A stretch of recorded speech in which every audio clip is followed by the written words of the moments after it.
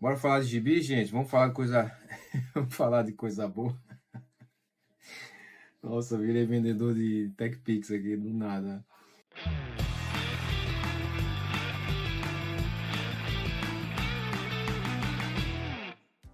Crianças tentam sobreviver ao mundo criado por adultos, porém sem eles, porque todos morreram, todos os adultos. O Último Recreio é um quadrinho do Carlos Trilho e a Horácio Altuna. Horácio Altuna, uma dupla que fez vários quadrinhos muito bacanas, incluindo o Charlie Moon, entre outros, vão aparecendo por aí depois na sua tela.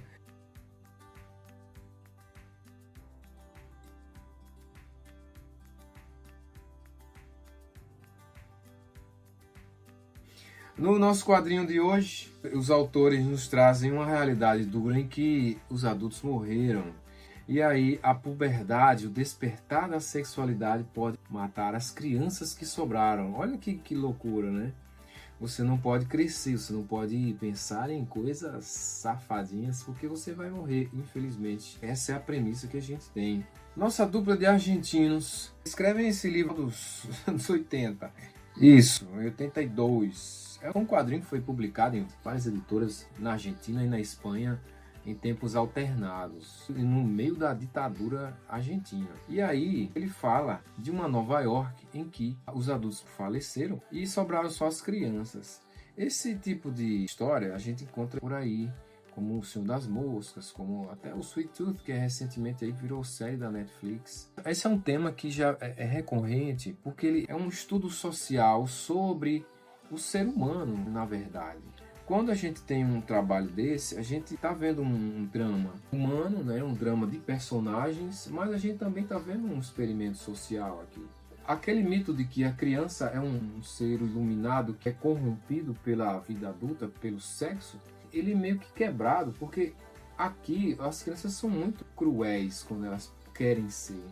Existem problemas aqui de síndrome do micropoder, existem questões que envolvem o abuso que elas sofreram antes da catástrofe, são projetadas no decorrer do quadrinho. A gente vê crianças que têm avareza, crianças que já têm dentro delas uma tirania reprimida que vai ser solta depois. Apesar disso, a gente sente que o quadrinho vai amadurecendo no decorrer do tempo, porque foi um quadrinho que foi publicado no decorrer dos anos, em capítulos. E já para o último episódio, há um pouquinho mais de sensação de esperança no ar. A história tem um mote central que é a pós-catástrofe dentro de Nova York.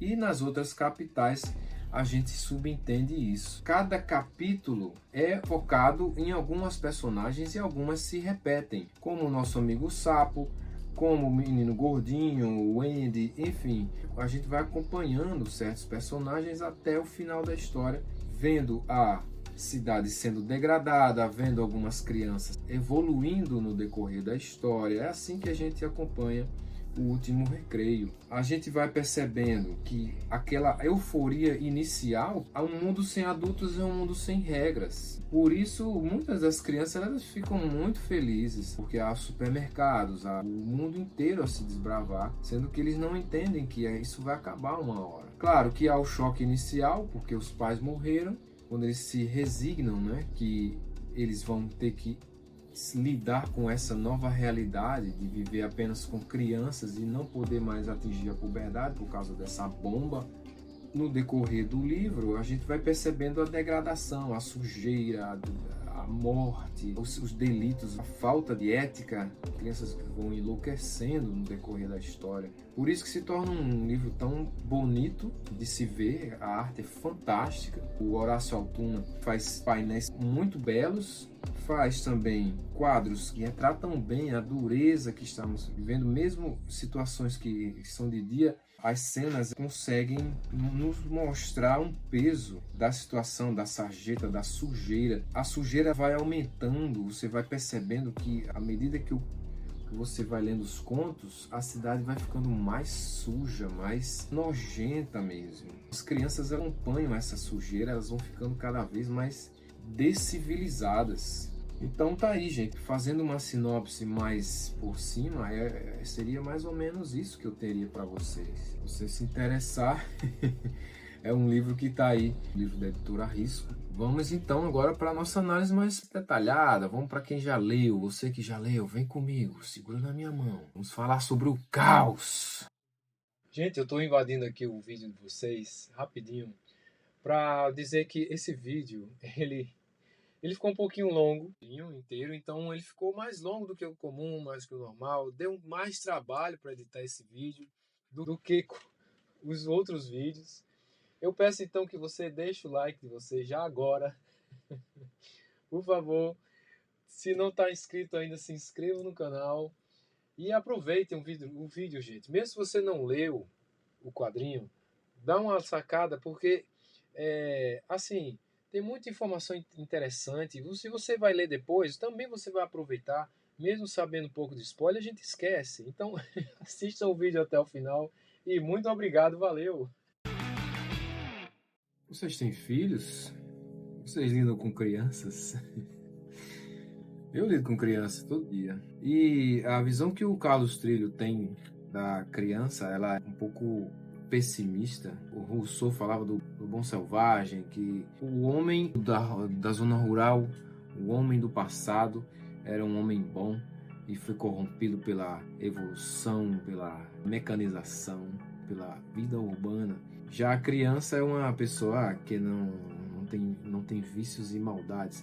É completamente diferente do que a gente tem aqui. O Trilho se esforça 100% em nos dizer que o caos vive dentro da pessoa em qualquer idade, principalmente na tenra infância. O que nós fazemos é apenas controlá-lo a partir do trabalho, a partir da rotina que nós temos como adultos. Nós, quando nos tornamos adultos, nós nos sacrificamos nossas vontades para manter um nível de civilidade e não cairmos dentro da barbárie. É assim que o Carlos Trillo nos vê.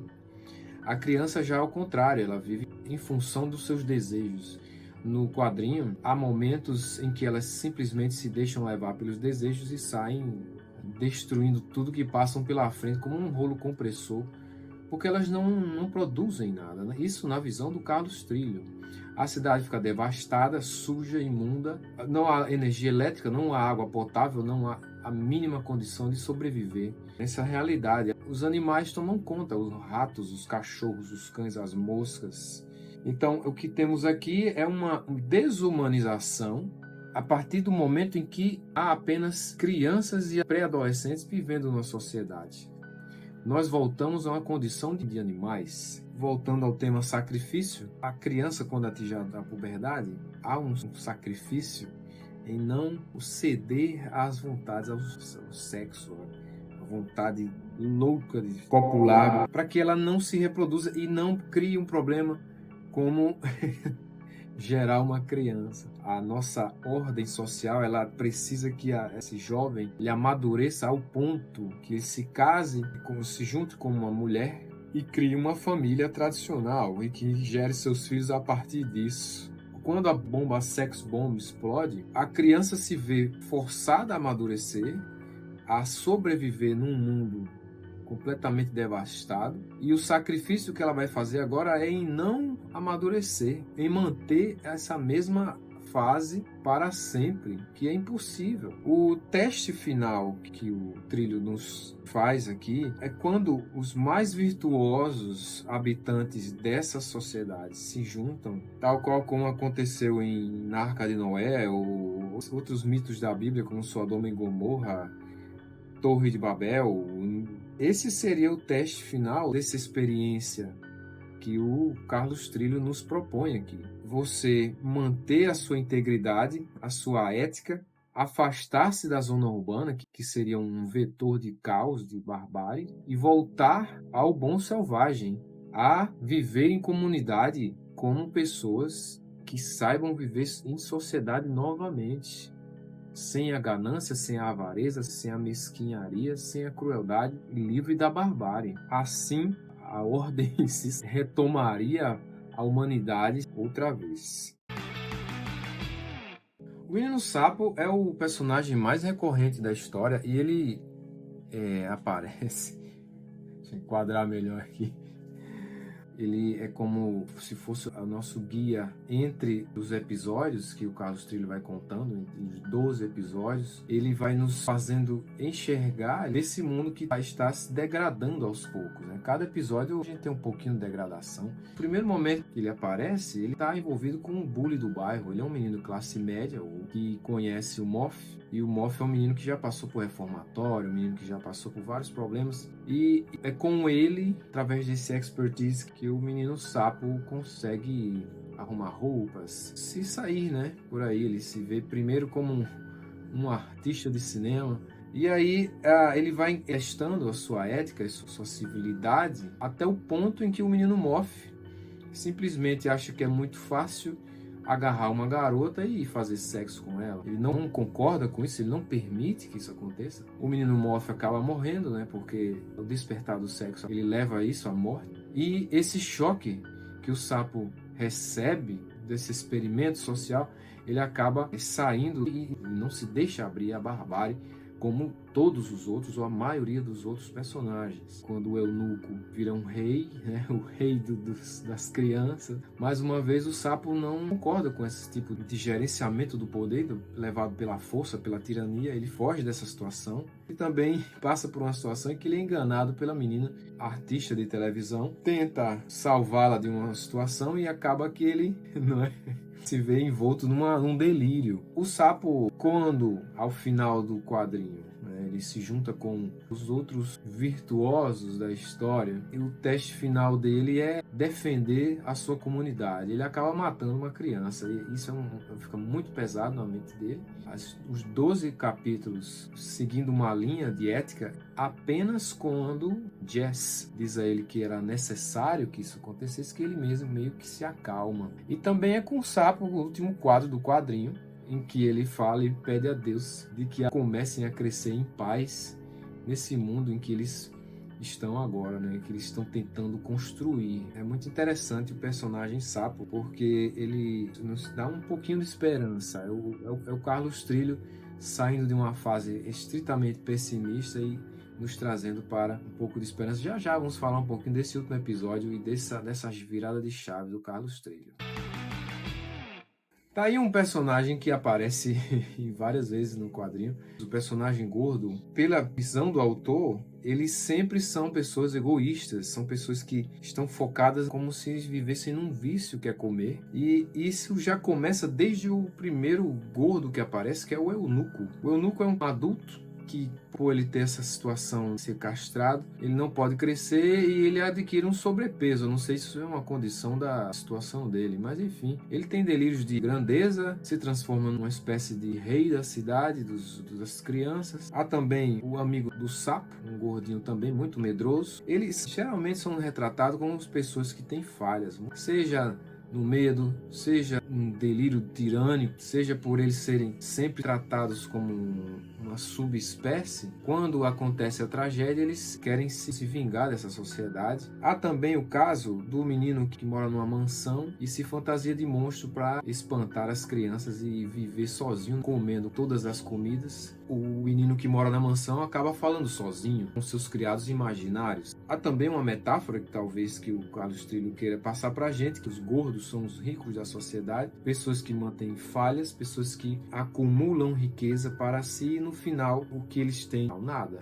Já o gordo, amigo do sapo, no último episódio, ele está junto da comuna, é uma pessoa que conseguiu sobrepujar falhas sociais, mesmo sendo uma pessoa medrosa, ela conseguiu viver em sociedade e se redimir. Talvez seja essa a redenção da classe burguesa vista pelo Carlos Trillo.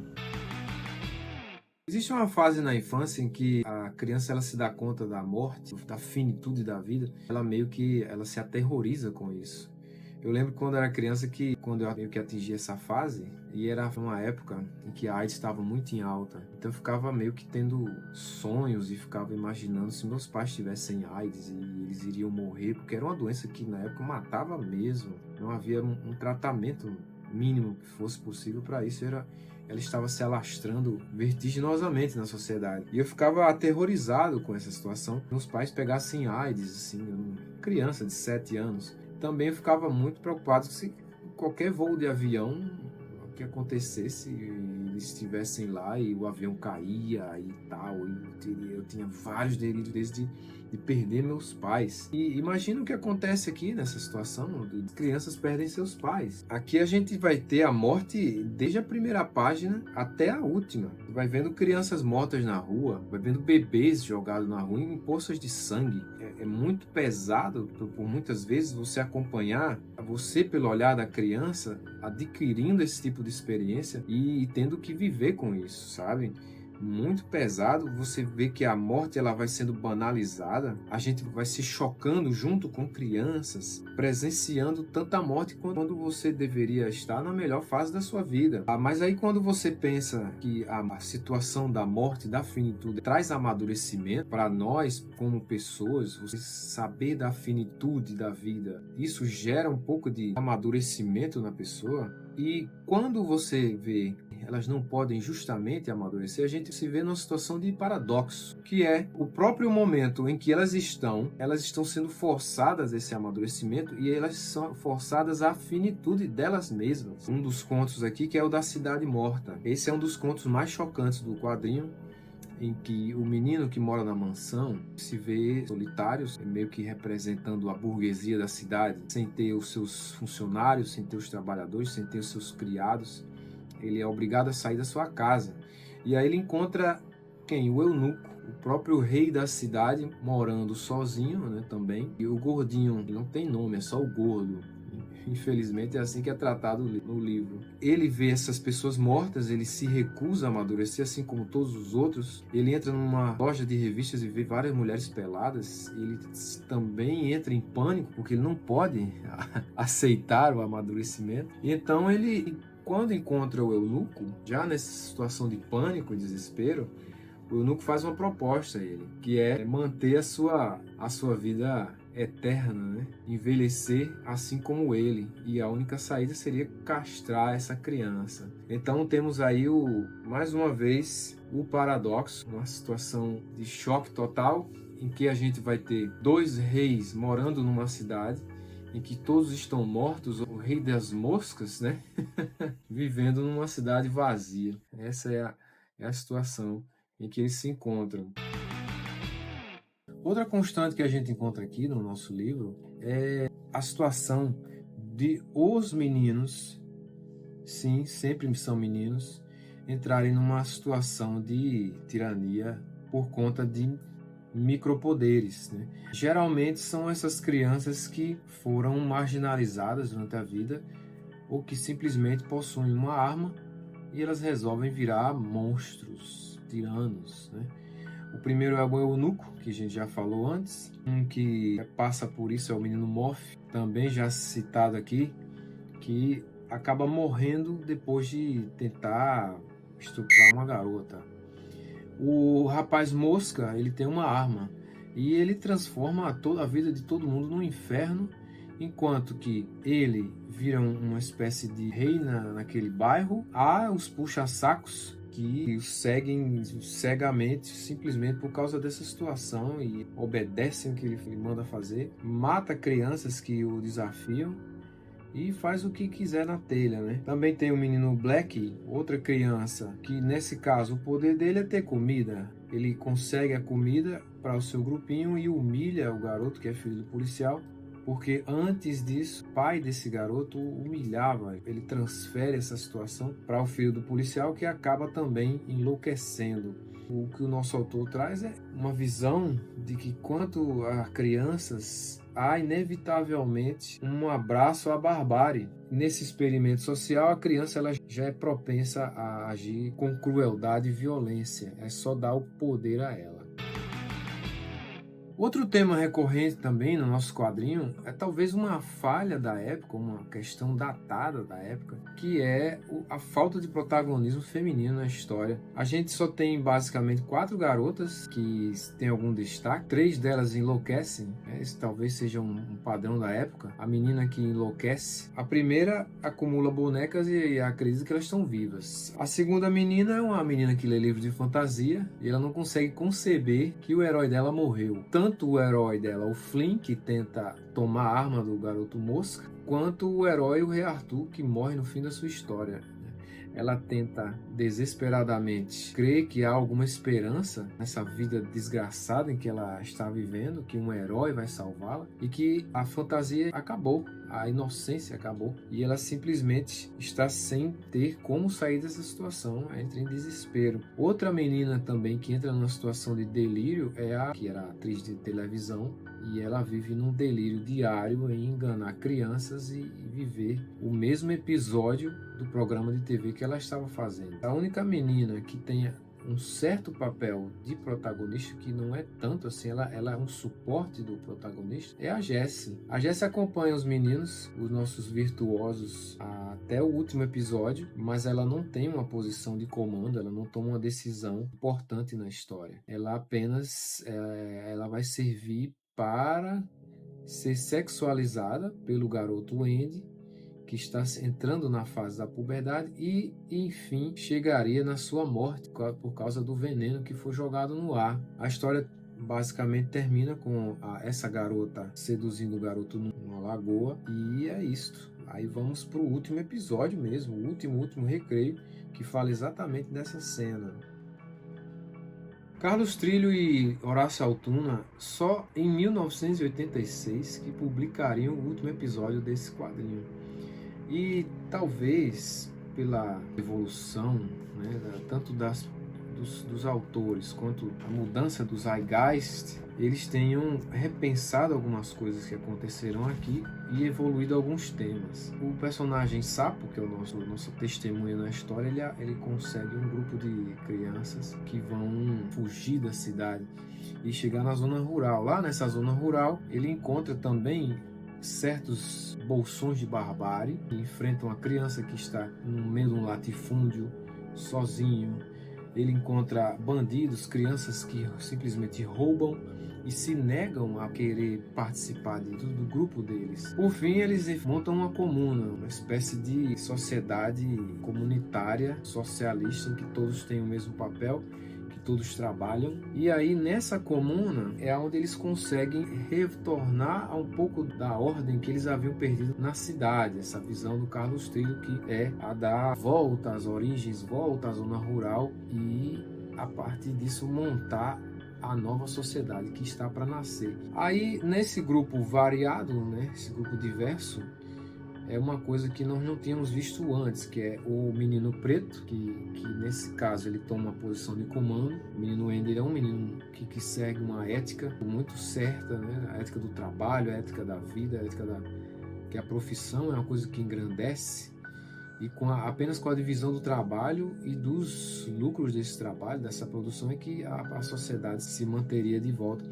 O menino Sapo embarca nessa visão do Andy. O seu amigo gordo também, o único obeso da história que tem um papel relevante e que não descamba para a violência ou a mesquinharia que traz para nós.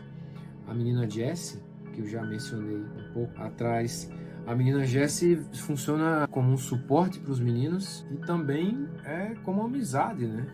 Ela é um grupo que se torna diverso por exatamente isso: um preto, um menino loiro, o obeso e a menina. Infelizmente, como eu falei, ela não tem um papel importante assim de decisão, mas ela vai servir exatamente para que haja um final dúbio de que a sociedade pode se reerguer a partir desse momento em que as crianças entraram num consenso e passaram a viver fora da barbárie, fora da violência. Acontece de tudo nessa história, eles são invadidos, o menino Sapo mata uma criança nesse momento, e aí a história termina numa dúvida em que talvez, será que eles vão conseguir passar desse ponto ou simplesmente não há mais salvação para a humanidade? Fica aí a maior pergunta do livro. O menino, então, o sapo é o menino mais...